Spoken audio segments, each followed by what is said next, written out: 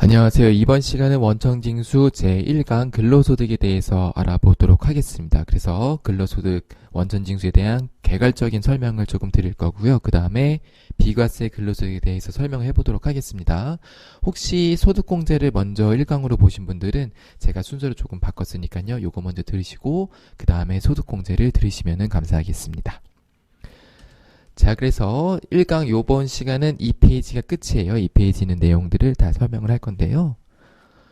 일단은 제일 중요한 게 이거예요. 우리가 연말정산 잡을 때, 근로소득에 대한 원천지수, 즉 연말정산을 할 때 이 구조를 잡는 게 가장 중요하거든요. 그래서 어떻게 될 거냐면, 요 구조를 한번 볼 건데요. 자, 일단은 우리가 급여를 받죠. 그래서 이 급여들을 다 모아서 총 급여액이라고 하고요. 급여액에서 근로소득 공제를 하는데 얘는 정해져 있어요.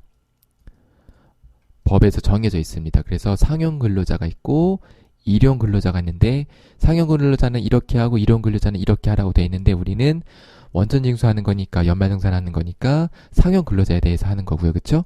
그리고 요거는 자동으로 프로그램을 계산하기 때문에 얘는 따로 보진 않을 거예요.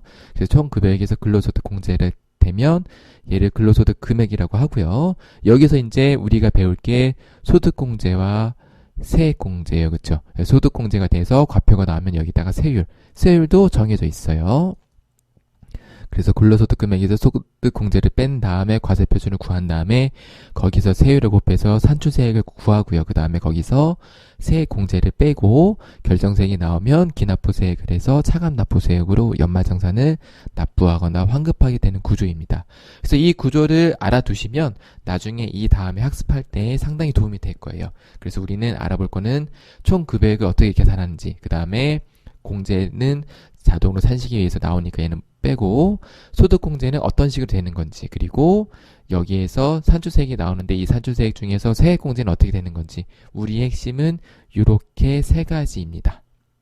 연말정산 문제, 원천징수 문제를 풀 때요. 그래서 이 세 개에 대해서 제가 중점적으로 설명을 드리도록 하겠습니다. 자, 그래서 오늘은 요거에 대해서 알아볼 겁니다. 자, 그래서 총 급여액은 어떻게 되는 거냐면 근로소득에서 비과세 근로소득을 빼는데요. 근로소득은 항상 문제에 주어져 있기 때문에 우리는 비과세 근로소득만 넣으시면 되는 거예요. 그래서 어떻게 넣죠? 여기다가 급여자료 입력에 넣는 거예요. 급여자료 입력에 넣는 것들이 이 작업이 되겠습니다. 근로소득은 주어져 있기 때문에 상관없고 비과세 근로소득이 얼마인지 구분을 해서 넣는 게 급여자료 입력의 핵심이 되겠죠? 그래서 오늘은 비과세 근로소득에 대해서 알아볼 거고요. 2강은 소득공제, 3강은 세액공제가 되겠습니다. 제일 중요한 게 비과세 근로소득, 소득공제, 세액공제 이렇게 세 가지가 되겠어요. 그래서 비과세 근로소득에 대해서 자세하게 알아보도록 하겠습니다. 첫 번째, 비과세 근로소득의 대상이 되는 것들이에요. 첫 번째는 근로제공으로 인해서 부상 등으로 받는 배상, 보상, 위자의 성질 있는 급여. 위자는 위자료 생각하시면 돼요. 그래서 부상이나 사망 등으로 받았을 때 유가족들한테 지급되는 배상 또는 부상당한 배상, 보상 등은 이런 급여는 비과세 하겠다. 당연히 비과세를 해야겠죠. 그렇죠? 이거에 대해서도 과세하면 안 되죠. 자, 그 다음에 학자금인데요. 학자금은 조건이 있어요. 첫 번째로는 업무의 관련성이 있어야 되고요. 두 번째는 지급 기준이 있어야 되는데 이 지급 기준은 회사의 규정이에요. 회사의 규정이 지급 기준이 있었어야 되고, 그리고 이 지급 규정 중에서 반납 조건이 있어야 되는데요.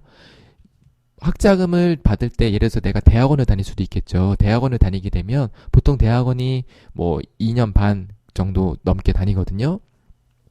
그럼 그런 것들에 대한 반납 조건이 있어야 돼요. 그래서 이 학자금 6개월 이상, 그러니까 대학원을 다니게 되면 예를 들어서 2년 6개월이라고 하면 이 2년 6개월 이상 근무를 해야지 됩니다. 그런 조건이 있어야 돼요. 이 사내 규정에, 이 지급 기준에 이러한 반납 조건이 들어가야 되겠고요. 이건 본인만 해당하는 겁니다.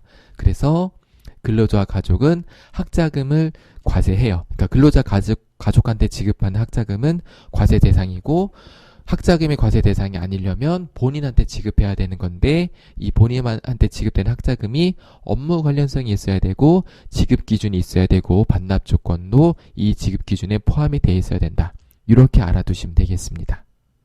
자, 그 다음에 실비 변상적 성질의 급여가 있습니다. 그래서 이게 가장 많이 시험 문제 나오는 부분이죠. 자, 월 20만원 한도인 게 있어요. 첫 번째는 자가운전 보조금이고요. 그 다음에 연구 보조비, 연구 활동비가 있습니다. 그리고 선원의 수당, 기자 등의 취대 수당, 벽지 수당 이런 게 있는데요.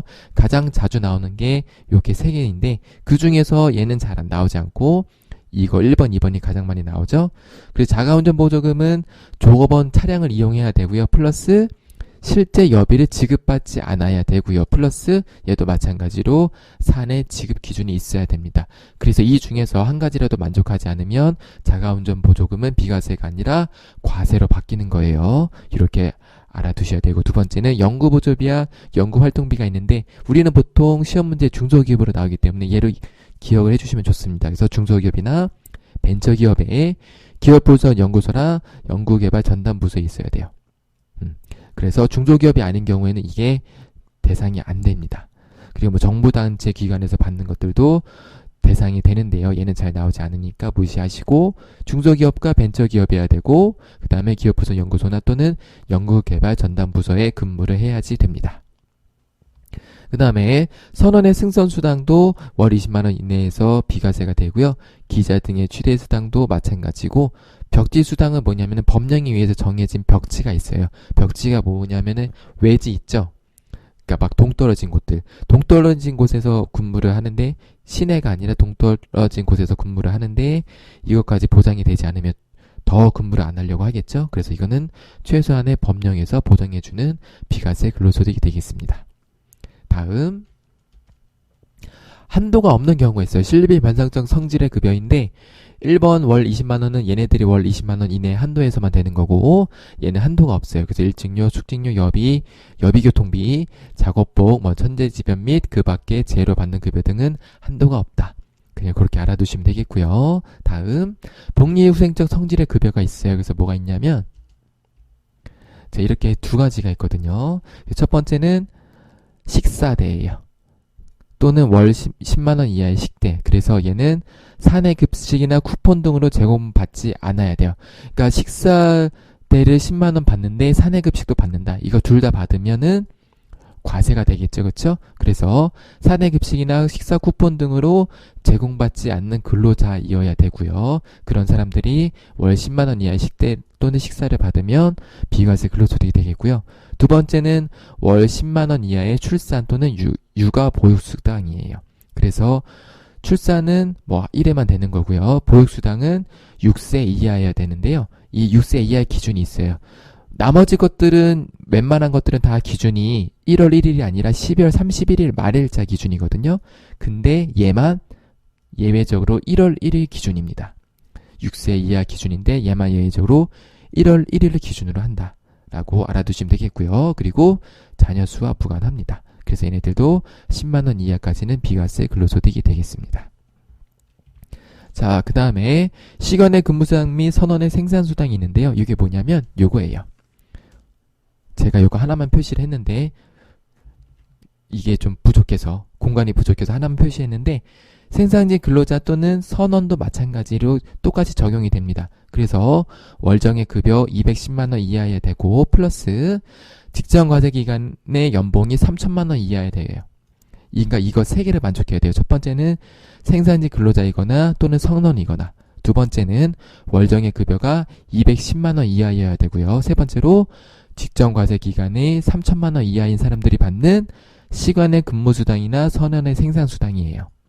자, 이런 금액들은 연 240만원 한도로 비과세가 됩니다. 그래서 얘도 프로그램에 입력을 하면 자동으로 계산이 되기 때문에 요것만 체크하시면 돼요. 월정의 급여가 210만원 이하인지 직전과세기간에 3천만원 이하인지 그리고 생산직 근로자인지 이분 또는 선원인지 이분들이 받는 시간의 근로수당이나 생산수당은 연 240만원 한도로 비과세가 된다. 다음 국외 또는 북한 지역 근로급여가 있어요. 그래서 얘도 원칙은 월 100만원 한도 내에서 비과세가 되는데 예외가 있습니다. 그래서 예외가 시험 문제 많이 나오죠. 그래서 원양 어선이나 국외 등 항해 선박 시험 문제 가장 많이 나오는 건 요거. 국외 등 건설 현장에 있으면은 월 300만원 이하까지 비과세가 됩니다. 그래서 프로그램에 입력을 하면 얘도 자동으로 계산을 해주는데 가끔 이론 문제에서 나오는 경우가 있으니까 내용을 알아두시면 좋을 것 같아요. 원칙은 월 100만 원이지만 원양어선, 국외등 항해 선박 또는 국외등 건설 현장은 월 300만 원까지 비과세가 된다. 프로그램에서는 입력을 해주면 자동으로 계산이 된다. 까지 정리를 해주시면 되겠습니다. 자, 마지막으로 발명진흥법 등에 따른 직무 발명으로 받는 보상금은 연 500만 원 한도로 된다. 그냥 이렇게 알아두시면 될 것 같아요. 자, 그래서 최종적으로 정리를 하면 자, 근로소득의 계산구조 연말정산에 한해서 보면 총 급여액에서 근로소득 공제 얘는 정해져 있다. 표가 있어서 표에 의해서 되는 거고 그에 공제가 되면 근로소득 금액이라고 한다. 그리고 이 근로소득 금액에서 소득 공제가 되면 과세표준이 되는데 세율도 정해져 있습니다. 그래서 산출세액이 나오면은 여기서 세액 공제를 해서 결정세액이 나오고 내가 기납부한 세액이 있으면 얘를 차감해서 마지막으로 연말정산 때 납부 환급세액이 나온다. 그래서 우리가 알아야 될 거는 총급여액과 소득공제와 세액공제를 알아두시면 되는데 총급여액은 근로소득은 자동으로 문제에서 주어지니까 우리는 비과세 근로소득에 대해서만 알면 되겠고 그 다음에 소득공제는 2강에서 볼 거고요. 세액공제는 3강에서 보도록 하겠습니다. 그래서 이 큰 흐름을 알아두시고 얘를 가지고 쭉 가서 비과세가 이런 게 있고 소득공제는 이런 게 있네. 그 다음에 세액공제는 이런 게 있구나. 이렇게 흐름을 반드시 알아두셔야지 나중에 까먹지 않거든요. 그래서 비과세 근로소득은 기본적으로 근로소득 중에서 이렇게 부상 등으로 받는 소득은 안 되고 그 다음에 학자금은 내 거만 되는데 업무 관련성이 있어야 되고 지급 기준이 사내 규정이 있어야 되고 반납 조건이 같이 있어야 된다. 그 다음에 실비 변사적인 성질의 급여는 2월 20만원짜리는 자가운전 보조금과 연구보조비가 있는데 자 얘는 종업원 차량이어야 되고 실제 여비를 지급받지 않아야 되고 지급 기준이 있어야 된다. 연구보조비, 연구활동비는 중소기업이나 벤처기업의 기업보존연구소와 연구개발 전담부서에 근무를 해야 된다. 그 다음에 복리후생적 성질의 급여가 있었는데 월 10만원 이후 한 달 내에서 식사 또는 출산 보육수당을 해주는데요. 식사는 사내 급식이나 식사 쿠폰 등으로 제공을 받지 않아야 되고요. 출산수당은 출산할 때마다 받는 거고 보육수당은 6세 이하여야 되는데 이 6세 이하는 1월 1일 기준이고 자녀 수와는 무관하다. 그리고 시간에 근무수당 받는 것들은 생산직 근로자이거나 선원이어야 되는데 조건은 월정액 급여가 210만원 이하이어야 하고 직전과세기간의 연봉이 3천만원 이하여야 한다. 그래서 이 한도는 연 240만원이다. 그 다음에 마지막으로 국외 지역 또는 북한 지역의 근로급여가 있는데 원칙은 100만원이지만 국외 등 건설 현장에 있는 사람들은 월 300만원까지 된다. 프로그램에서는 자동으로 구분만 해주면 계산이 되기 때문에 알 필요는 없지만 이런 문제 나올 수 있으니까 월 100만원과 300만원은 구분해 주시면 좋겠다. 그리고 발명진흥법에 따라서 받는 직무발명보상금은 연 500만원까지 한도가 되더라. 이렇게 알아두시면 되겠습니다. 이렇게 해서 제1강 근로소득의 비과세 근로소득에 대해서 알아봤습니다. 2강에서는 소득공제를 알아볼 거고요. 3강에서는 세액공제를 알아보도록 하겠습니다. 자, 시청해주신 여러분들 감사합니다.